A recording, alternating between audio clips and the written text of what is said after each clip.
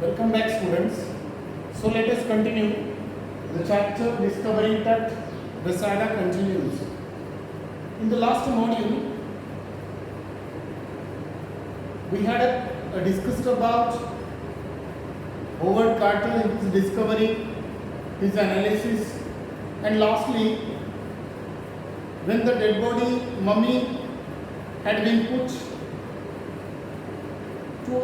had been undergone of the scanning, that time so many images it created, but still two questions were lingering, unanswered questions. One is, how did he die? And second question, how old was he at the time of his death? So the next point, that is King Tut and his ancestors. So now in this point, the writer has described the family of King Tut, his ancestors, his fathers, his forefathers, starting from Amenhotep III. Who is this Amenhotep III?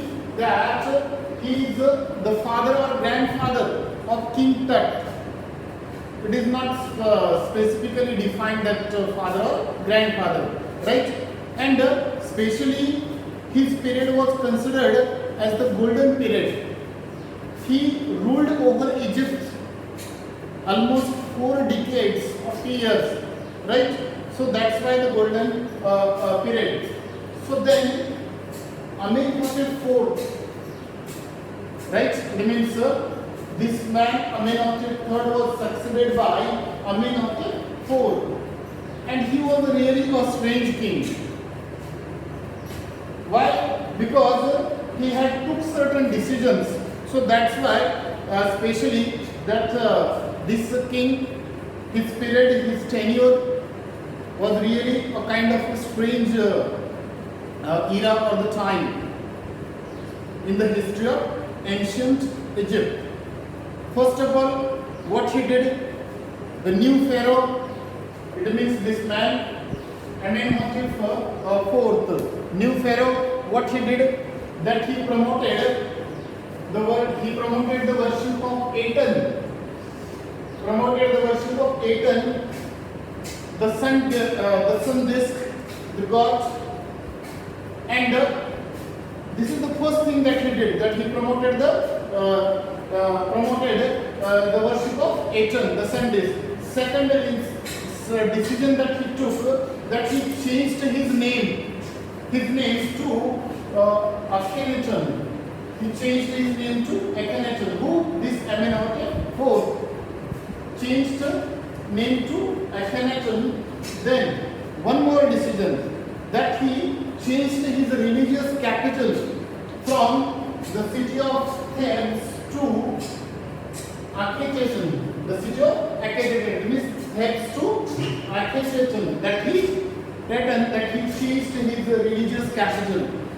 Next, and so which is known as Amarnath. So one more thing, that he shocked the countrymen. How did he shock? By taking some other decisions. For example, in that the decisions which are coming, first of all, especially that he attacked the major god Amun. He smashed his images and closed his temples. So that's why the people, that they were in shock. They had shocked that this man, he attacked major god Amun, smashed the images and closed temples. So that's why this man, in the history of ancient Egypt, in that ancient family, royal family, this Amenhotep IV is considered as, it is given here, a little wacky. Wacky means something strange, mad, odd.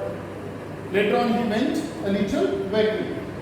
So after this man's next king came in power, that is the next one, that is Smenkhare. But one more reference is given, that is Ray Johnson. Who is this Ray Johnson? that he was the director of University Chicago Research. What did he say at that time? He made one statement there that he said that it must have been a horrific period in the ancient Egypt or in the that royal family hairs. Why? And because it was coming to an end, because that period was going to an end, so that's why it must have been a horrific period. Who made this statement? This man, Ray Johnson, director of this Chicago University Research. Next coming, succeeded by Smeaker. This Smeaker, that his period was so brief, short period, and very little traces that we could see, signs, because not that much impressive. So that's why this Smeaker. So after this king Smeaker, the main man came in power, that is Tutankhamun. Tutankhamun, this man which is known as King Tut in short, right? Who is this Tutankhamun? After this Smeaker, that is Tutankhamun, that he is actually King Tut, almost a living image of Amun. And he tried through his activities, this man Tutankhamun, that he tried, it means especially to revive the old ways through his acts that he tried there. So this man King Tut, that he ruled for 9 years and died unexpectedly. That is what in this chapter that we are looking, that the reason of his death, unexpectedly he died in a very early age, in a teenager who ruled 9 years. So next point, that is Tut's mummy and its CT scan. This Tut's mummy was almost he is one of the mummies among many in Egypt. That time Egyptian mummy project was started in 2003, right? And almost that so far still that they have scanned 600, and out of 600 his mummy, it means his dead body, his body was the first that was to be scanned. So, and it revealed many secrets behind his death due to this CT scanning by the scanner which is donated by National Geographic Society and Siemens. Right? It means his CT scan was done by the scanner which is donated by National Geographic Society and Siemens.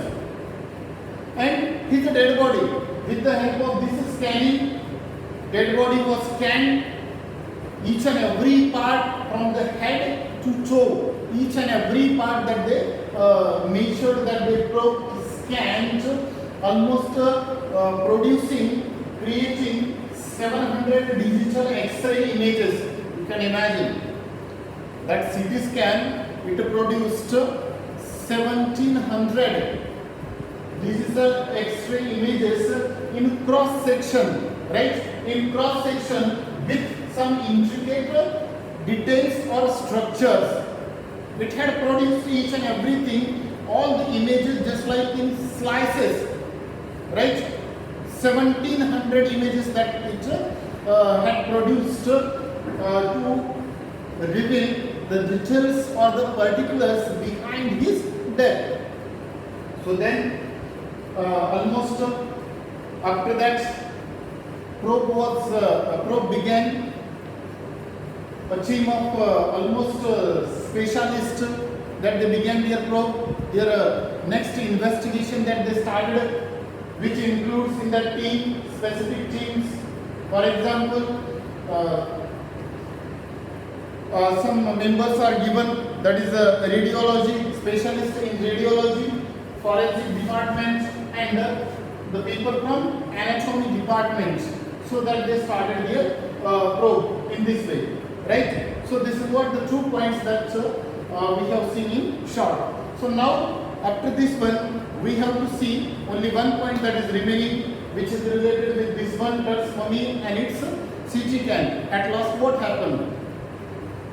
And in short, we will discuss about the message or the theme of this chapter. Right? So that's all from me. Thank you.